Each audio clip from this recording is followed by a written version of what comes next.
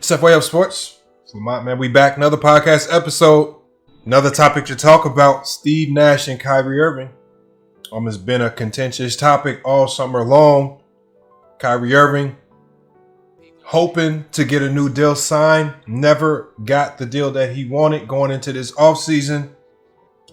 And rumors surrounding this team were that Kyrie Irving did not get the extension that he was looking for from the Brooklyn Nets, and this directly stemmed from his lack of respect for head coach Steve Nash.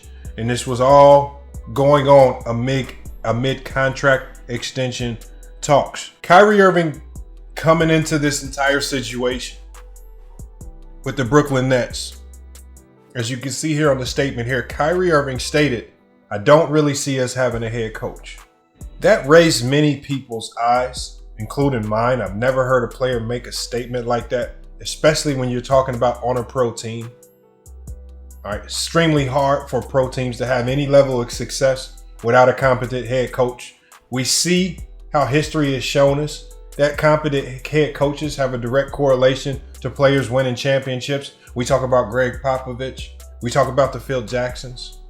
We can just look to last year, look to the success of the Golden State Warriors, and then even the new coach in Boston, who did what Brad Stevens couldn't do because he's able to connect with those players. Whether it's relationships, connecting with players there, whether it's X's and O's, and some teams need that, coaches play an integral role in teams having any form of success, especially if the goal for that particular team is to win championships.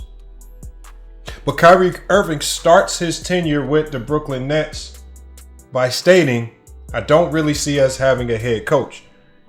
He was admonished by people like Stephen A. Smith in the media.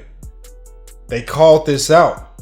A lot of people said this is just the beginning of an oncoming disaster when you make statements like this.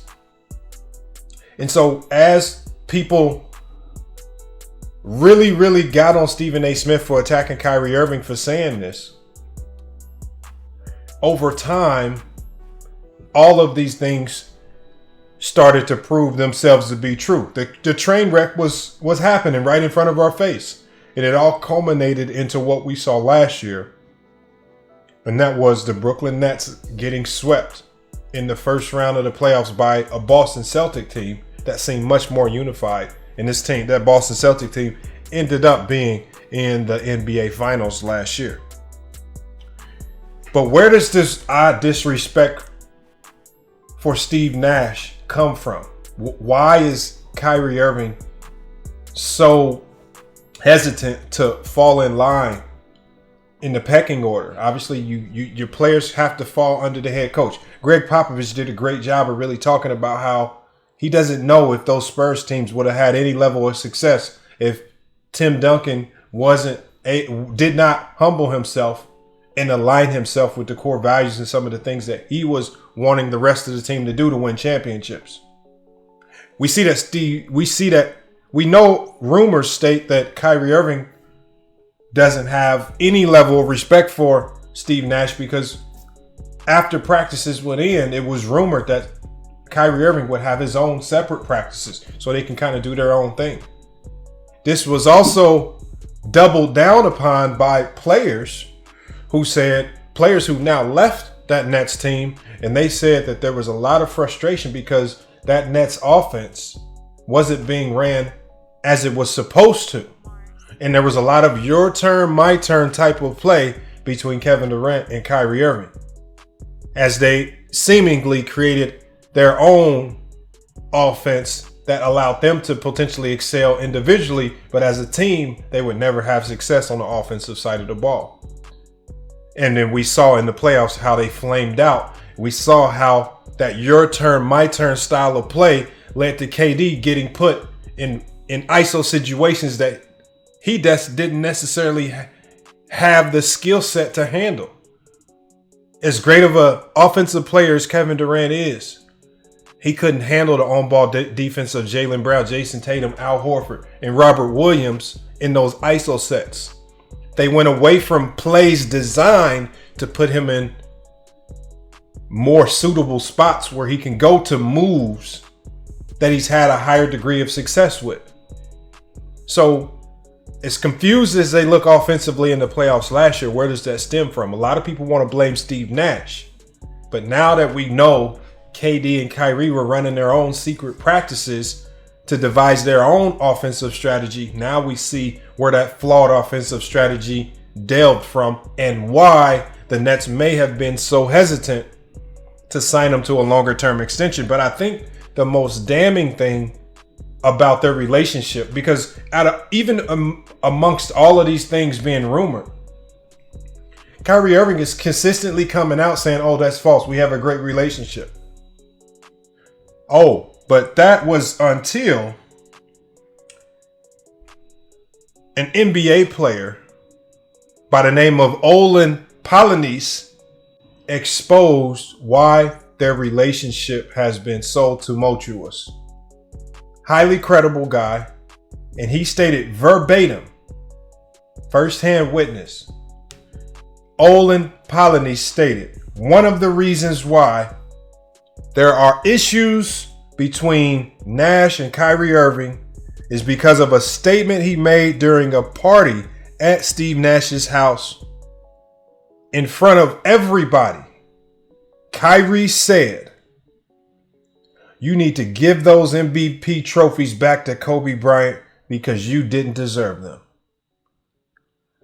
Olin Polynice said, to me, that was the beginning of the end for the Nets.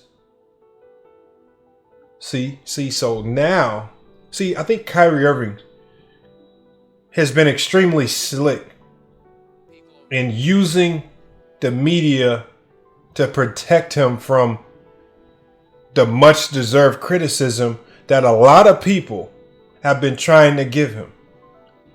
Right? I don't necessarily agree with everything that Stephen A. Smith says, but his criticism towards Kyrie Irving has been fair. And that criticism is well deserved based on Kyrie Irving's own actions. He consistently gets away with doing things that other players can't escape criticism for. And then once that criticism is levied upon him, one, he either claims that the media is lying and making things up, and then ultimately those things prove to be true,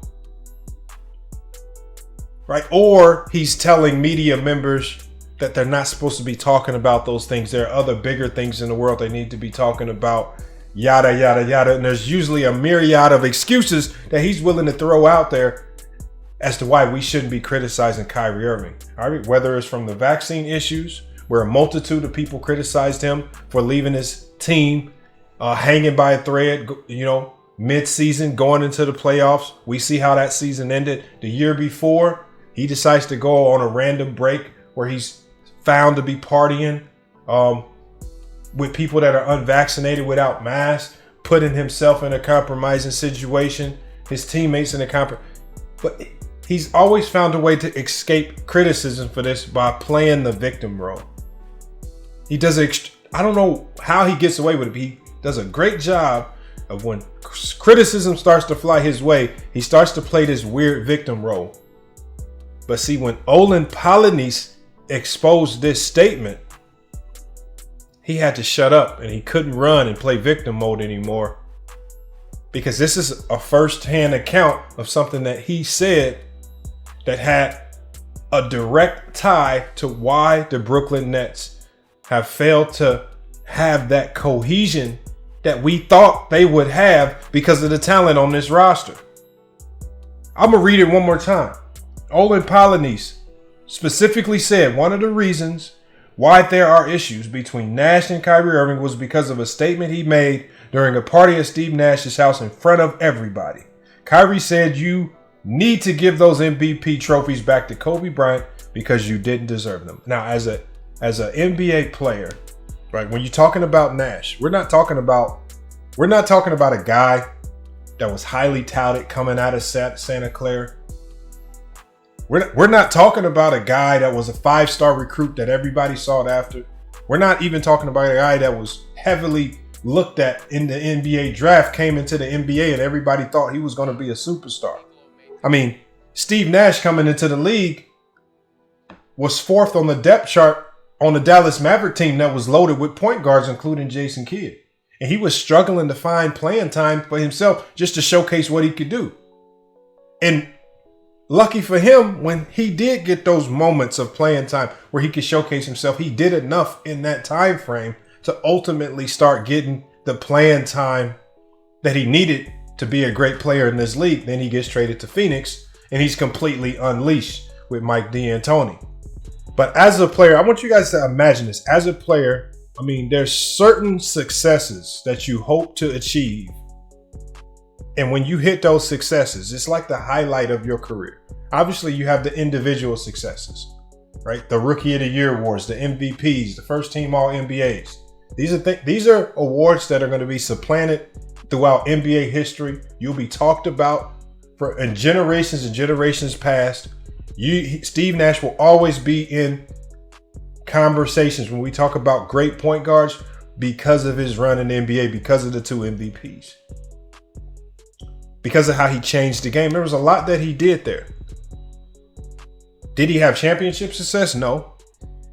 So there's only a few things that he can kind of hang his hat on and say that he's proud of as an NBA player. And one of those is his 2 MVPs. Now, we can go through almost every MVP handed out in NBA history. And there are a lot of occasions where the best player in the league didn't receive the MVP award. If the MVP award was supposed to go to the best player in the league, Jordan should have 10 MVPs. Shaq should have more than what he has. Kobe should have more than what he's had. I mean, LeBron should have far more than what he has. If the MVP award was designed to always go to the best player, best individual player every year, and didn't take into account team success or some of the other things that we know play a role and a factor into how it's doled out.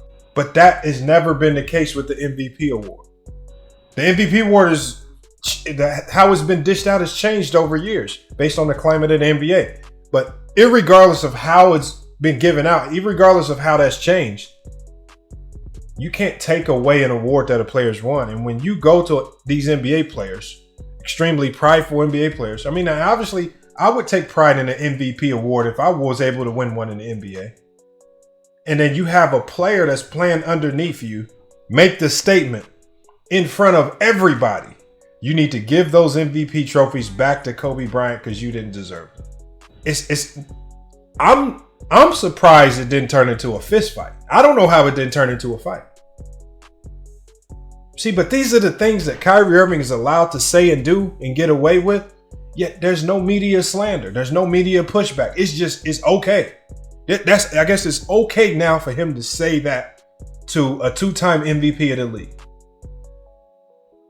Do you guys know the slander that LeBron James would get if he was caught on video walking up to Steph Curry saying, "You need to give me those MVP trophies because you know I was still the best player in the league." Do y'all know the volume of slander LeBron will receive for saying that? The vitriol from the LeBron James haters, the vitriol from basketball minds all over the world, the wrath of basketball would come down on LeBron James like no other. But it seems like because we're dealing with one of the most sensitive players in NBA history, one of the most coddled and babied players in NBA history in Kyrie Irving, he can kind of say these things as disrespectful as they may be. And it just flies right through everyone's ears, and it's okay because this is Kyrie Irving. He can say whatever he wants. He can be disrespectful anytime he wishes. He's Kyrie Irving. We expect these things from him. It's sad. It's just sad. Now, when stories like this come out, now we see why that organization was hesitant to sign him long term. Why would you commit to a player like that long term? I mean, they already have a head case in Kevin Durant, who, whenever things don't go his way, whether it's his fault or anyone else's fault, he wants to be out of town. But now you have to deal with the head case in Kyrie Irving, who has absolutely no respect for the head coach or the coaching staff. That was also shown in the play on the court last year as they got swept. That was also shown in the press conference after they got swept, where Kyrie Irving still running around talking as if he will have some type of say in how things shake up in the offseason. It's absolutely no disregard. I mean, to me, it's a complete disregard for winning, how to build a winner. This is why it doesn't surprise me that outside of playing with LeBron James, who we knew was going to have ultimate control over any team that he was a part of, it does not surprise me why complete disaster follows with Kyrie Irving.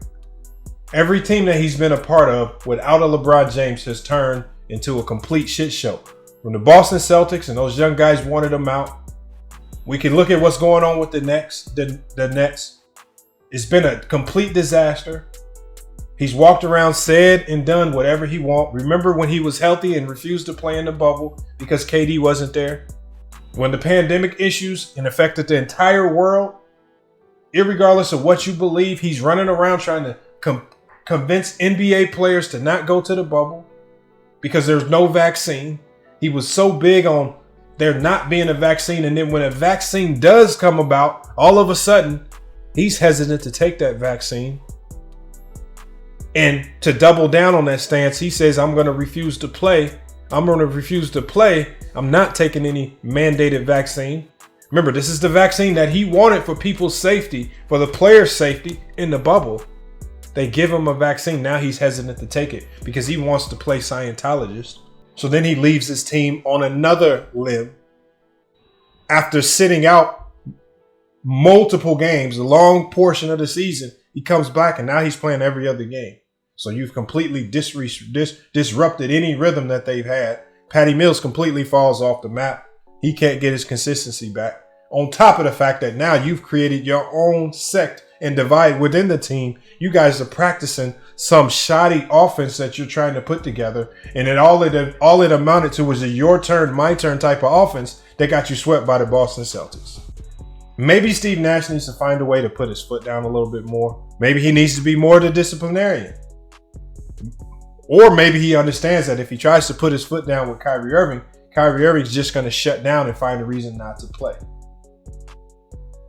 The same things that people run around criticizing Ben Simmons for and James Harden. But they don't give that equal criticism to Kyrie Irving. Kyrie Irving is the most, he is easily the most weak, I would say he is the most weak-minded NBA player that I've ever seen. But he portrays himself to be this elitist who knows more than everyone, who's bigger and above everyone. Remember, he said people like us who speak on him in the media, we're the peons because we all have employees and he has the luxury of living in the NBA, collecting NBA checks. And because of that NBA contract, he can say and do what he wants. He can show up to games and play what he wants. And those checks are still going to roll in because of how talented he is on the basketball court. That's how he feels. Easily, just easily one of the most disruptive NBA players, right? He's a team killer, right? He found himself this summer wanting to try to find a weasel way back to playing under LeBron James because we know that's the only way he can have any level of success in this league. He ran to LeBron James once already crying, talking about this leadership stuff is extremely hard, but then proceeds to not work on being a better leader. He simply does things to show that he's an even worse leader by throwing his teammates under the bus when he's with Brooklyn, saying that we need more to win. Then the Nets go get every player that they asked for, from LaMarcus Aldridge to Blake Griffin and everything, and they proceed to not just still lose, but get swept by a Boston Celtic team that just kicked him out for nothing. Said, you can kick rocks, we don't need you, and now they find themselves in a better situation than what Kyrie Irving's in. Can the Brooklyn Nets win next year? No. The Brooklyn Nets, with all that talent, with KD and Kyrie, cannot win. And they will not win because you have a divisive player by the name of Kyrie Irving who likes to walk around and play like he's this all-knowing player that knows more than us all. He knows that the world is flat. He knows these weird and strange things. And when people call him out, he loves to do what? He loves to play the victim. He loves to play this odd victim role, acting as if the media is out to get him, acting as if anything. Obviously, we live in a world where there are rules and regulations. We can't have the absolute say-so on everything. To drive a car, they tell us it's mandated that we have to get a driver's license. Do I like going to get a driver's license? Do I like taking a driver's test to show some old man that I can drive? No. But I do it because I want to participate in driving on roads that have been created by these cities, states, and governments. He's playing in an NBA. He's playing in an NBA arena for an NBA team in a city, none of this stuff that he owns.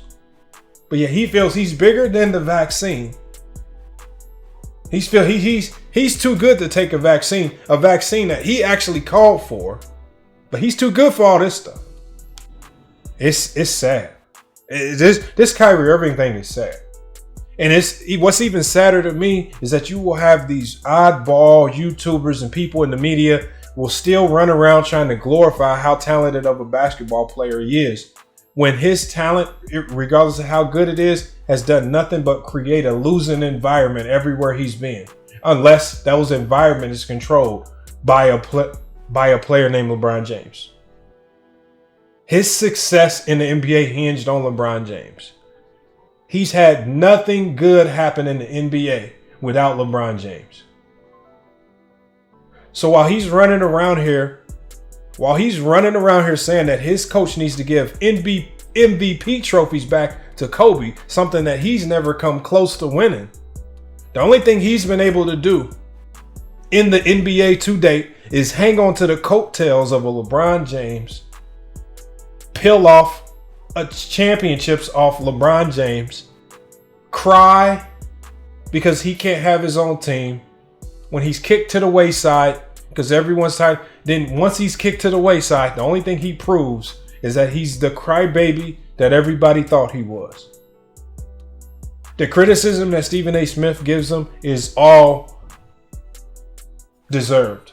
There's nothing that Stephen A. Smith has said about Kyrie Irving that I disagree with.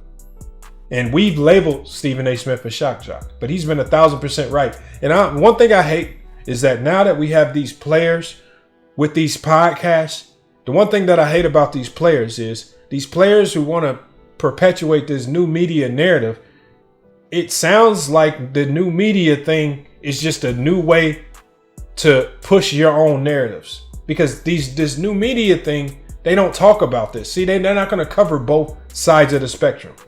They're going to find ways to make excuses for these players like Kyrie Irving. They're going to find ways to call these players great, because I guess it's supposed to be all peaches and cream when we talk about these players. And we just can't say nothing bad. Remember, because we didn't play in the league. And then when something like this is thrown into our face, complete disrespect from a player who is flipping, flopping, and not having any success in this league, even though the expectations were high. But we're not supposed to dole out any criticism about Kyrie Irving. That's what we're supposed to do. We're not supposed to do anything when Kyrie Irving does this stuff.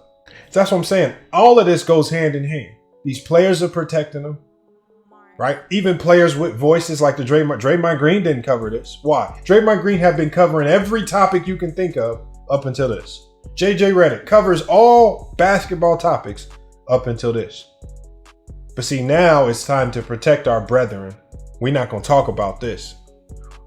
We're going to let all these things, and I'm positive that the players not talking about it, they know a little bit more than what we know. Olin Polynice simply leaked out a small element. And there have been other small little tidbits that have been getting leaked out. And those leaks have been proven to be true. One, because of the results on the court, because of the actions from the team and how they're hesitant to give them any money or a bigger extension, how they were actively trying to trade them if they could have found it a feasible trade, and how they sided with their head coach. They're not moving Steve Nash. They're really wanting to get rid of these crybaby players. These crybaby players who've been given everything by a Nets organization. But yet, all of these voices out here, all of the same voices. And when we talk about the non-players, all of these same people that want to slander LeBron James, They want to slander these players, scared to talk about a Kyrie Irving. I think it's sad, man. Kyrie Irving, man, easily, man, just running around here being a victim, running around here playing like he's a know-it-all, acting as if he's better than everyone, doing more losing than all of these great players, not showcasing anything significant of value, but yet he can run around, say and do these things without no criticism. You guys in the comments, let me know what you think about Kyrie Irving. All right, what I'm tired of is I'm just simply tired of people making excuses, coddling him, babying him, allowing him to, throw shots at people, but we can't throw shots back at him. The criticism thrown his way, everybody jumps to his rescue and says it's unfair. What are your thoughts about this Kyrie Irving dilemma? Is it time that people just start unleashing on him? Olin Polynice just simply leaked out a small tidbit that Kyrie Irving did not dare to come out and refute. He didn't dare to come out and refute this information. So that's one reason how we know it's true. You can't run around telling MVP players that they should give away their MVP trophies to your favorite player. Because you're not asking anyone else that won MVPs during that tenure to give their MVPs to Kobe. I'm sure there are other years that we can look to where other players won MVP trophies, including LeBron James, that Kobe had a realistic argument to win. But see, you run to Nash, you run to the lowest hanging fruit. Everyone knows that Steve Nash probably wasn't the best player pound for pound in the league. That's not anyone with a brain knows that's not why Steve Nash won those MVPs. But you want to completely disrespect your head coach by saying something like that in front of a multitude of people. And then now you wonder why you face the level of scrutiny that you do. Spam it up in the comments, man. Let me know your thoughts about this. I think Kyrie Irving is starting to look like a disgrace. From year in to year out, there's always something new with him. It's always some level of criticism he's trying to dole out at somebody else, but he's not willing to take any criticism back himself or take any accountability for the things that he does or take any accountability for the results that have been happening since he's been with the Brooklyn Nets. It's always somebody else to blame, man. Let me know in the comments, what do you think about Kyrie Irving? And is it time that we, as content creators, the mainstream media, is it time that everybody just unleash the truth about him? Because I think he's consistently getting away with being able to slander others and then playing victim mode when slander comes back his way. It's FYF Sports. It's been another great podcast episode. We will be back with more sports and news. We will be going live on this topic as well on FYF Sports Live. So make sure you sub up to our second channel as well, because this is a topic that definitely needs to talk about. FYF Sports, man, fuck your feelings. We got to talk about it. And I think it's just time we start to give Kyrie Irving his own max ether, because we're talking about one of the most coddled victim playing players in NBA history. And it's just too many people running around here trying to make excuses for him. It's FYF Sports, another great podcast episode. We will be back with more sports and news. But until then, it's FYF Sports, and we out.